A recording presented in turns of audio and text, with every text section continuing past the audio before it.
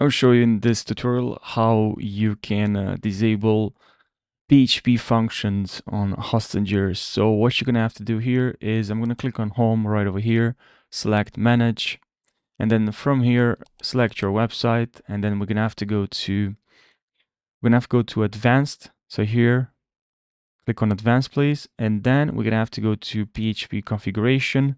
So please click on PHP configuration, and then from here we're gonna have to select PHP options. And now here basically you just need to remove, you can see here disable functions. Just need to remove the function that you don't want from the list. Let's say I don't want this function. I'm just gonna remove, and then I'm just gonna go here and save. That's pretty much what you need to do. Now if you want to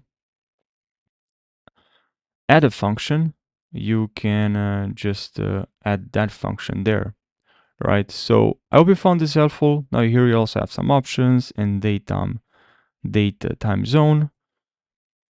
Yeah, I hope you found this helpful. Make sure you subscribe and like this video if you found this helpful, and I'll see you in the next video. If you have more suggestions for the next Onhostinger tutorial, let me know in the comments section.